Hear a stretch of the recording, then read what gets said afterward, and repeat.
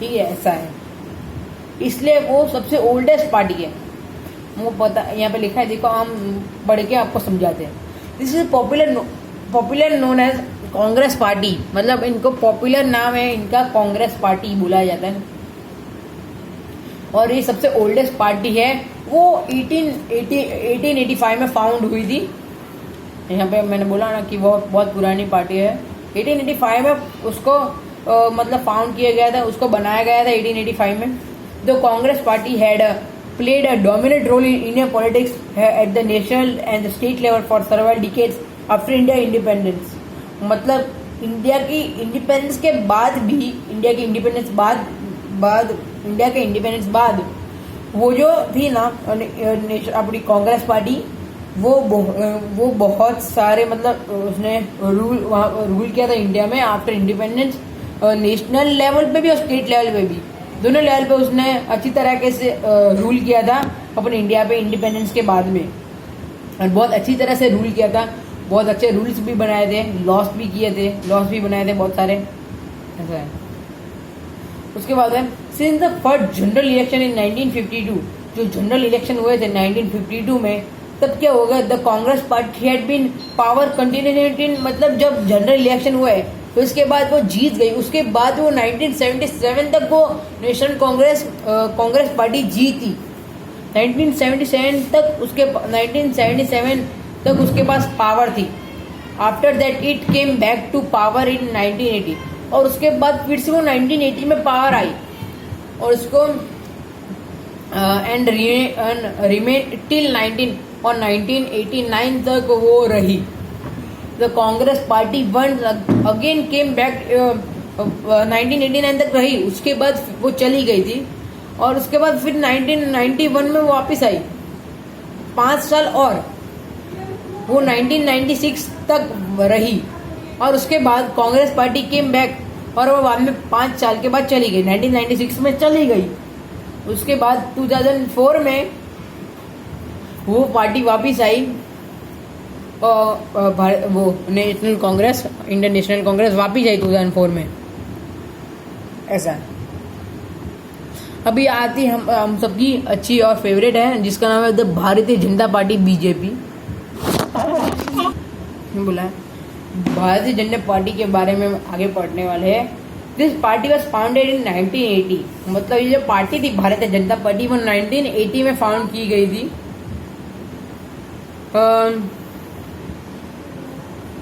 वो 1980 में फाउंड की गई थी। वो 1980 में उसको फाउंड किया गया था, उसका फॉर्म किया गया था।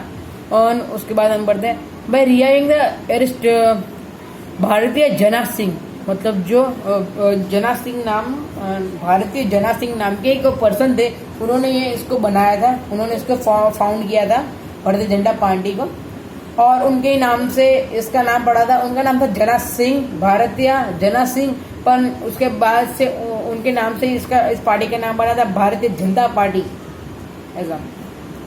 Building a strong and modern India is the main goal of this party, मतलब इस पार्टी का मेन गोल क्या था कि इंडिया को मेन एम उसका क्या था कि वो इंडिया को मॉडर्न पीरियड में ले के जाए, जो टेक्नोलॉजीज, मतलब बहुत सारी टेक्नोलॉजीज हो, उसमें कोई भी कमी ना हो, इंडिया में इंडिया पूरी तरह डेवलप हो जाए, उनका वो मेन एम था, ये था। और उसके बाद हमको दिया है the BJP wants to promote culture nationalism, और कल्चर नेशनलिज्म क्या थी, Hindu. This party wants full territorial and political integration of Jammu and Kashmir with India, मतलब इस पार्ट जो जम्मू एंड कश्मीर, मतलब जम्मू एंड कश्मीर का कुछ पार्ट, कश्मीर का कुछ पार्ट ये पाकिस्तान वालों ने ले लिया था। पर ये जो भारतीय जनता पार्टी क्या कहती थी कि नहीं, हमको वो पूरा जम्मू एंड कश्मीर का पूरा पार्ट चाहिए, ऐसा बोली थी। A uniform civil code and a ban on religious conservation, its support base increased significantly in the 1990s. The party came in power in 1998 and remained in power until 2004. This party stormed back to power in the center in the मतलब ऐसा बोला है कि बाद में वो party ban की गई थी 1990s में, 1990s में उसको बैन कर दिया था उस पार्टी को। उसके बाद 1998 में वो पार्टी वापस आ गई और उसके बाद वो 2004 तक रही। उसके बाद 2014 में वो पार्टी वापस आ गई सेंटर में और अभी तक 2014 से अभी तक वो पार्टी ही चल रही है, बीजेपी। 6 साल हो गए। उसके बाद हमारी दूसरी पार्टी है जिसका नाम है बहुजन समाज पार्टी, बीएसपी। जो बीएसपी थी वो कांसी राम जी ने लीडरशिप की थी, उन्होंने फाउंड किया था ये। वो 1984 में बनी थी वो पार्टी और उनके लीडर थे Kanshi Ram ji. The party seeks to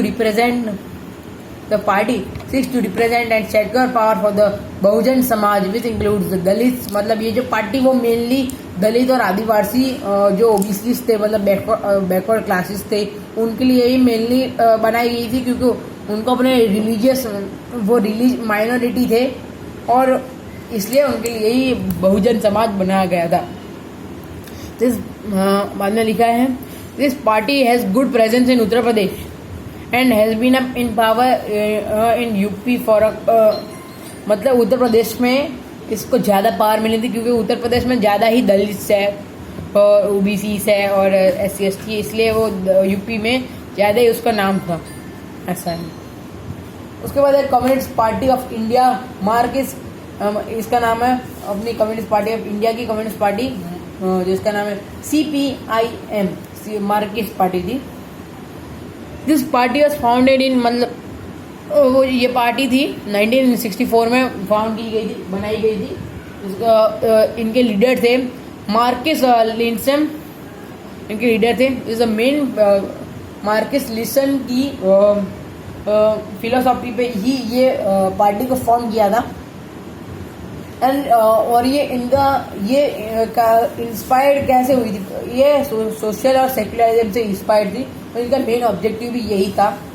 तो party enjoy strong support in West Bengal, मतलब ये वेस्ट बंगाल और केरला एंड त्रिपुरा में से उसको जैसे सपोर्ट मिला था, वहाँ से ज़्यादा सपोर्ट मिला था उस पार्टी को और वहाँ पे ही ज़्यादा थी वो party, specially among the poor factory workers, farmer. जो पार्टी थी ना वो मेनली इनके लिए बनी थी, फैक्ट्री वर्कर्स हो गए, पुअर पीपल हो गए, फार्मर्स हो गए, एग्रीकल्चर लेबर हो गए, उनके लिए मेनली बनी थी।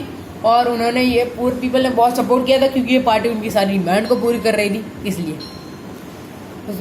बाद में लिखा है the CPI has of late slipped and its hold over the public and has lost power in West Bengal and Kerala. उसके बाद क्या हुआ कि कुछ अचानक से ऐसा हुआ कि वेस्ट बंगाल और केरला में उसके सारे पावर चली गई और उसके बाद पार्टी खत्म हो गई। उसके बाद communist party of India, CPI, और इसमें लिखा है this party was formed in 1925 it has same philosophy, मतलब मार्कस लिस्मैन ने ही ये फिलोसॉफी पे, ये भी पार्टी उस फिलोसॉफी पे बनी थी। Become weak after the split in the party in 1964 that lead to the formation of CPIM, मतलब CPIM के फॉर्मेशन के बाद 1964 में इस पार्टी को मतलब ब्लेस्ड पावर मिली थी।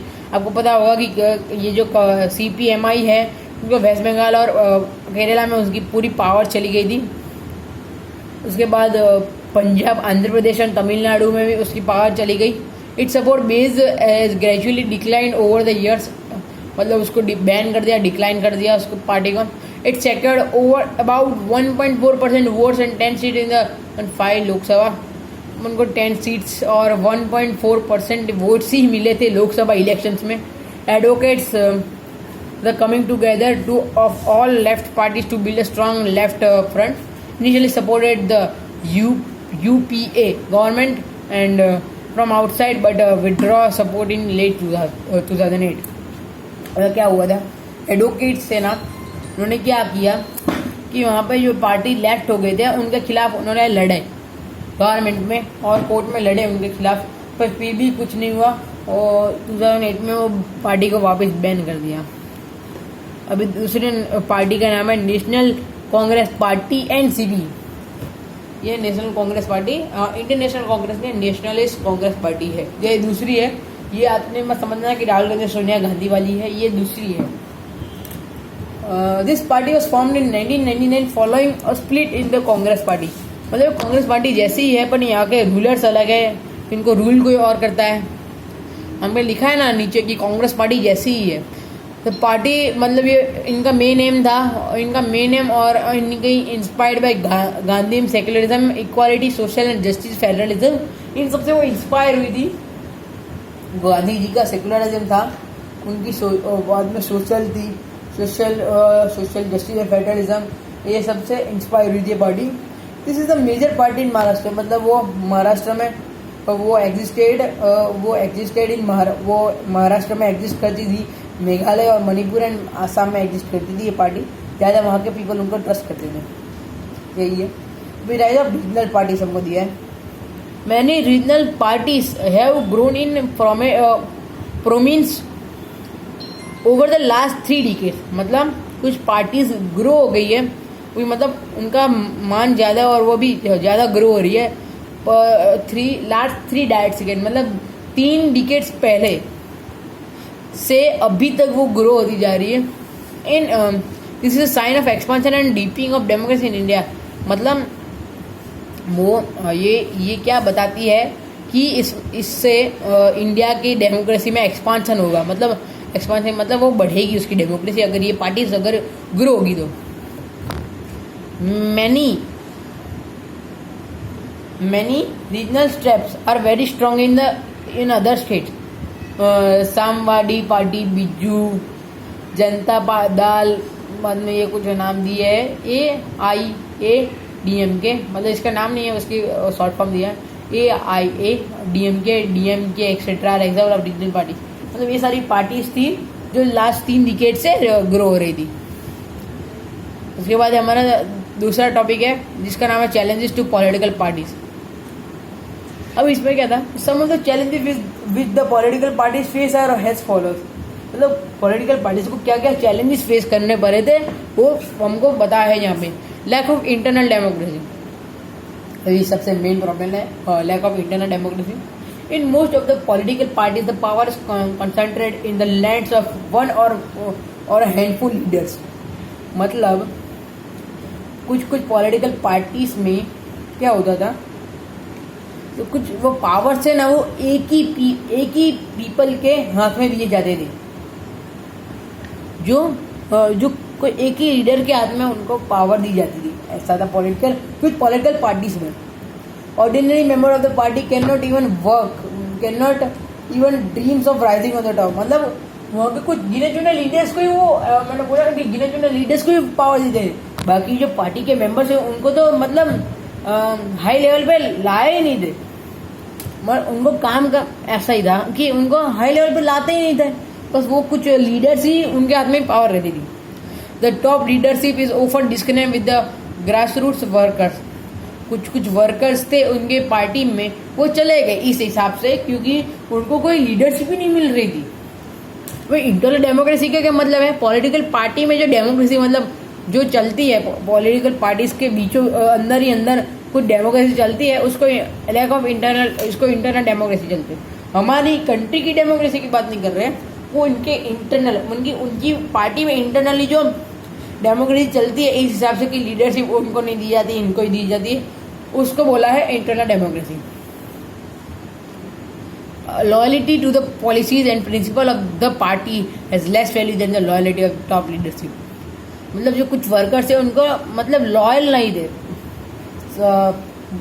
जो कुछ टॉप वर्कर्स है वो लॉयल नहीं थे, वो अच्छे नहीं थे, वो वर्कर्स को मतलब काम ही नहीं देते थे, ये सब करते थे। ठीक है, ऐसा था।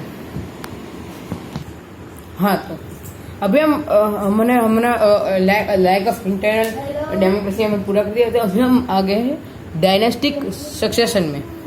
चलिए वो शुरू करते हैं। Top position is many political parties are usually controlled by members of one family, मतलब डायनेस्टिक सक्सेशन में क्या होता है, डायनेस्टिक रूल्स आपको पता होगा कि राजा महाराजा के टाइम पे मतलब राजा रूल करता है, उसके बाद उसका बेटा, उसके बाद उसका बेटा, और डायनेस्टिक सक्सेशन का मतलब यही है, एक ही फैमिली के मेंबर्स एक ही फैमिली के मेंबर बार बार वही रूल करते हैं, ऐसा ही है। A person born in particular family becomes a leader by virtue of the birth, मतलब उसका पैसे डिक्लेयर ही होता है कि जैसे ही बॉर्न उसका या लड़की हो या लड़का, उसके पहले से ही जैसे ही बॉर्न होता है उसका फिक्स ही होता है कि उसको उसके पापा के बाद लीडर ही बनना है, उसका फिक्स ही होता है, which is not the sign of the healthy democracy. मतलब ये डेमोक्रेसी के लिए तो इंस्टेबल ही हुआ ना। अगर एक ही फैमिली से बार बार आते रहेंगे सब पीपल तो फिर क्या ही फायदा। मतलब सबके रूल्स एक ही होंगे, एक ही जैसा रूल करेंगे, एक ही जैसा लॉ बनाएंगे, ये नहीं मजा आएगी। इसलिए डायनेस्टिक सक्सेशन होना ही नहीं चाहिए। पहले था पर अभी नहीं है। This tendency is present in more of the political parties in India. Is not the case in India only but in many other country as well. मतलब ये बोल रहे कि इंडिया में ऐसा नहीं होता था, बहुत सारे कंट्रीज, दूसरी कंट्रीज में भी होता था पहले, अभी के टाइम में नहीं, पहले के टाइम पे बहुत सारी कंट्रीज में ऐसा होता था। ऐसा है बोला हमको। अभी दूसरे पे आ जाते हैं जिसका नाम है moving money and muscle power. भी वो वाले मसल पावर नहीं, ठीक है, जो बॉडी बिल्डर्स होती है वो वाली मसल पावर की नहीं, हमको दूसरी मसल पावर की बात की है, वो हम पढ़ते आगे। Winning an election is the ultimate challenge for a political party. मतलब अगर कोई भी इलेक्शन जीतना तो वो एक चैलेंज की बात होती है। कोई भी पार्टी जो जीतती है इलेक्शन, उसके लिए तो बहुत ही चैलेंज की बात होती है, क्योंकि इलेक्शन मतलब करना बहुत गंभीर बात है, प्रॉब्लम की बात है। इलेक्शन तो बहुत मतलब खतरनाक है। मतलब ये जो पॉलिटिक्स है ना, बस वो बहुत बुरी चीज़ है। इसमें गुंडे किसी को कुछ भरा ही नहीं है। ये पॉलिटिक्स बहुत ही बुरी चीज़ है। जो बनते हैं वही सोच पाते हैं कि पॉलिटिक्स क्या है, क्योंकि पॉलिटिक्स बहुत ही बुरी चीज़ है। ठीक है, ऐसा है। दूसरे पे आ जाते हैं। For this, the political parties leaves no stone unturned and spends huge sum of money for electronic. मतलब ये बोल रहा है for this a political party leaves no stone unturned and spends huge sum। मतलब वो इलेक्शन जीत, अगर कोई भी पार्टी बहुत पैसे वाली और इलेक्शन ना जीत पाए, उसके सामने वाली पार्टी जीत जाए तो वो क्या करती है, बहुत सारे पैसे खिलाती है। मैंने बोला पॉलिटिक्स बहुत गंदा है। वो दूसरी पार्टी उसको बहुत सारे पैसे खिलाती है, उसके बाद वो जीत जाती है। वो है ना, वो पार्टी अच्छी नहीं होती। मतलब वो पार्टी अच्छे से रूल नहीं कर पाती। वो एक टेरराइज, मतलब एक क्या बोलते हैं, वो टेररिस्ट पार्टी कहलाती है। मैंने आपको अगला सेंटेंस रीड करता हूँ, आपको बता इसको टेररिस्ट पार्टी क्यों कहते हैं। Parties often take help of criminal and gone to terrorize voter and polling officer। ये देखो मैंने बोला ना, क्रिमिनल्स बन जाते हैं। मतलब वो क्रिमिनल्स की हेल्प लेते हैं। मैंने बोला ना पॉलिटिक्स एक बैड चीज, उसमें गुंडे ही भरे हैं, इसलिए क्रिमिनल्स की हेल्प लेते हैं या उनको टॉर्चर करे पीपल्स को, ताकि वो वोट करे उन्हें, और अपनी मनी दे के उनको जीतते हैं। कुछ लोगों को मार भी देते हैं, ऐसा होता है। इसलिए पॉलिटिक्स बहुत गंदी चीज़ है। इसलिए कुछ ऑफिसर्स को भी वो मतलब टॉर्चर करते हैं, ऐसा है। अभी दूसरे पे आ जाते हैं। Being a meaningful choice, most of the political party sound similar to one another. Very few political parties give any real alternative. मतलब भी पार्टी, मैंने रियल अल्टरनेटिव मतलब जो बोलती है वही करती है। कुछ ही पार्टीज ऐसी होती है। People have no choice than choosing the better of the two evils. मतलब दो इविल्स मतलब दो बुरे चीज में से किसी एक को तो मतलब वो वोटर पीपल्स को चूज तो करना ही पड़ेगा, उसके बिना तो कुछ चलेगा नहीं। एविल्स मतलब वो बुरे लोग। दो बुरी पार्टीज में से एक पार्टीज को जो उसको चूज करना ही पड़ेगा, ऐसा नहीं है और नहीं चूज कर पाती। अभी तो ऐसा आया है, अभी जो मशीन है उसमें आप क्या, अगर आपको दोनों पार्टी को वोट नहीं देना तो उसमें तीसरा ऑप्शन आता है कि कोई भी पार्टी को वोट ना दो। कोई भी पार्टी को वोट नहीं, भाजपा और कांग्रेस दोनों में से कोई भी पार्टी नहीं, ठीक है, ऐसा भी आता है। नो वोट आता है। उस पर दबाओगे तो आप कोई भी पार्टी को वोट नहीं करोगे, आप कोई भी पार्टी को सपोर्ट नहीं करोगे, ऐसा ही होता है। ऐसा एक ऑप्शन निकले, नई मशीन चाहिए ना वो अभी इलेक्शन के लिए।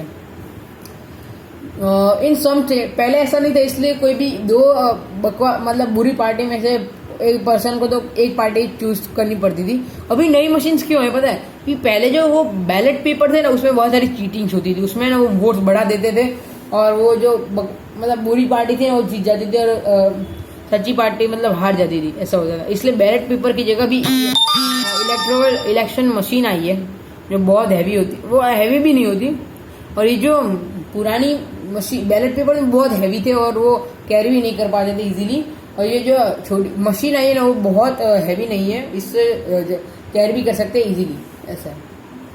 उसके बाद हम आ जाते हैं, हम पढ़ते हैं आगे। In some states, in the party in power just changes every the year, but people seldom experience change on the ground. कुछ जगह कुछ स्टेट्स में वो पार्टी में बहुत सारी पावर्स आ जाती है और वो है ना मतलब पीपल्स को मारने लगती है, ऐसा सब करती है। अभी हमारे दूसरा टॉपिक का नाम है way to reform political party. Sir ये हमारा लास्ट टॉपिक है, हाँ ये हमारा लास्ट टॉपिक है, ये अपनी बुक का भी लास्ट टॉपिक है, way to reform political parties. Following are some of the recent efforts and suggestion in our country to reform political party and its leaders. वो हम पढ़ते हैं anti defection laws. This laws was pass